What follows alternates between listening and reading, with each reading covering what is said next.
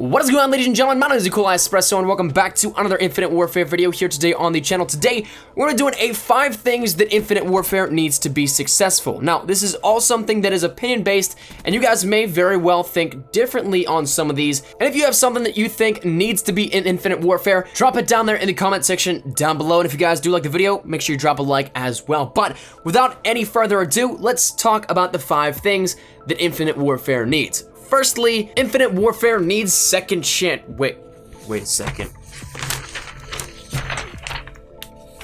Wrong list. Firstly, I think as a runner-up here, I want to include the weapon market. This is something that I've wanted for absolute ages now.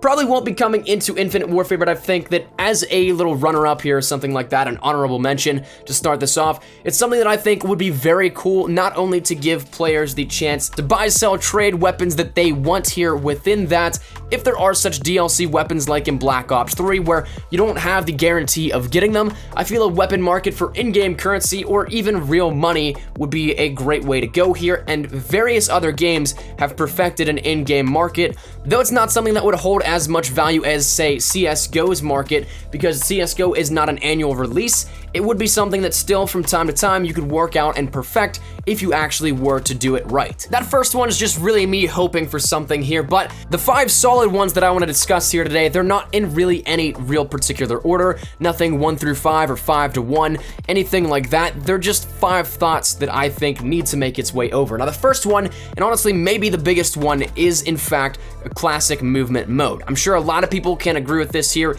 They're not really too fond of Advanced Warfare's or Black Ops 3's movement system, and whenever we hear that the chain-based movement system is going to be returning in terms of Infinite Warfare, or rather something very similar to Black Ops 3's, well, that's something that a lot of people are feeling a little bit disheartened about, or they aren't too big a fan of whenever they hear that. So a lot of people, I'm sure, can definitely feel like they want to go back to boots on the ground, and though we saw it in Advanced Warfare, there was a classic mode here within it where you could play the game without exo movement or anything like that.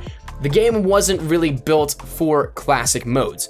Yes, you could use the ladders, yes, you could do things like that, but a lot of places were inaccessible from the game in terms of playable areas, and then the ladders and all that really decreased a lot of the movement because the game, simply put, was not built for classic modes. Whenever you're designing something with Advanced Warfare's movement system, you have to keep in mind how much verticality actually was in there, so it takes a lot of the practicality out of that.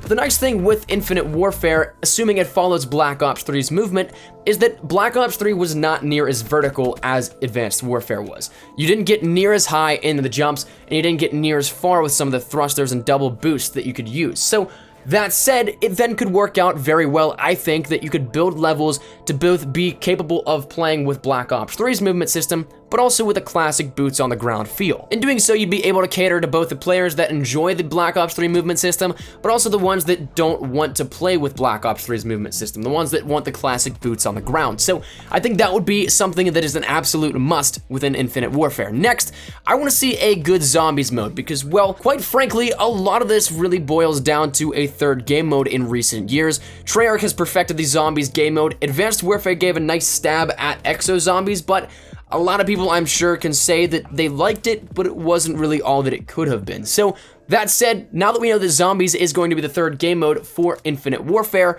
we need something that is going to be something unique, something powerful, and very intriguing to the players, and also compelling to those that follow the storyline. It's always tough to gauge where you're going to be going here with this with absolutely no information. That kind of sounds obvious, but with Advanced Warfare, we knew at least there was going to be something with exo movement with that, based off of pretty much everything the game was built around, but also the fact that zombies was stemming out of the exo survival co-op mode. So that said, that gave us a little bit of insight, but right now we literally have nothing to go off of here with this, so it could absolutely be anything. It could use the thruster movement from Infinite Warfare that we'll see coming to it. It could be boots on the ground. It could be something placed in the far future in terms of setting. It could be something that really could go back in time. We don't know, but it's something that whatever it does happen, it needs to be good. Next up, I think we need the specialist perks returning. That, for those that don't know, I'm not talking about the specialist from Black Ops 3 or anything like that, which will supposedly be coming into Infinite Warfare as well. I'm talking back in Modern Warfare 3 and Ghosts. That was something that was probably one of the greatest features ever in Call of Duty. I think that though, despite how much of a love-hate relationship I had with Modern Warfare 3, specialist streaks were something that definitely took my interest and made me want to do extremely well in the game. Now, that said, for those that don't know exactly what it is, it'd be how your score streaks worked, or kill streaks rather, in which every single kill, every couple of kills, you got another perk, and then whenever you hit 7 kills, you enacted your specialist bonus, which gave you literally every perk in the game for the remainder of your life. Obviously, you could still die. It didn't give you any health benefits or anything like that, but it did give you a lot more in terms of assets that could help you during that life and your kill streak. Now, Ghosts had this, but it was something because of how many perks there actually were in Ghosts, that you only got, I want to say, a handful of other perks out of that. You didn't get all of them because that would have been absolutely ridiculous with it, but it has been in the past 2 Infinity Ward titles, so my guess is that we could see it here returning, and I really think that it should be returning, but I'd love to see it go back to the classic roots of Modern Warfare 3 and where it originated. Now next, I'm pretty sure this next one is going to be in here, but a Moab Chem Strike nuke type kill streak, a 25 kill streak, 25 gun streak rather, because back in Modern Warfare 2, it'd be so easy to get nukes because your Harrier, chopper gunner, all that kind of stuff could then pave your way right towards the nuke, and those things were OP. So you get a couple kills, 7 kills, get that chain reaction going, but nonetheless, you get what I'm saying here. It needs to be something that players can work towards. The nuclear is nice and all that kind of stuff, but a 25 kill streak that actually rewards you in terms of getting kills back for it. Maybe not changing the map like the Chem did. I wasn't too big a fan of the haze that went over the map, and in some cases actually altered the entire layouts of the maps in Ghosts, but something that definitely does reward you with a couple of extra kills after getting, say, 25 kills. I think that definitely needs to be in the game. That's something that a lot of pub stompers, a lot of different casual players absolutely loved, and we haven't seen in Black Ops 3 because Treyarch isn't too big a fan of that, and while it's okay, you still after a while just want to be like, can I get a little bit more than a medal? That'd be kind of cool. But once again, rest assured, I think that because the past 3 Infinity Ward titles have had one, I think it's almost a no-brainer that it's going to be coming back here. It's become almost a staple of Infinity Ward games that this does happen. So as much as this needs to be in here, I'm a little bit less concerned that this might not make it in, because I feel like it will. Now finally, the last one here, and I think this is another big one, is small to medium-sized maps. Fast-paced action is an absolute must, and please, for the love of the COD gods, do not make another Siege or Stonehaven.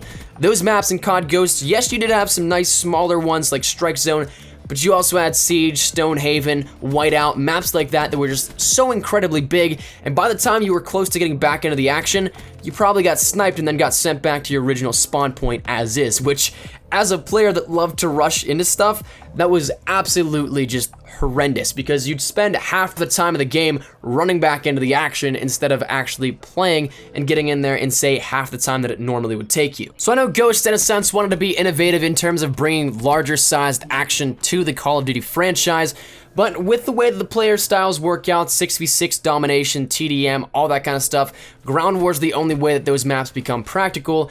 And if that's the case, well then it's almost not using the maps to their full advantages, so why not decrease it back here? Why not try and make it smaller to medium-sized maps once again?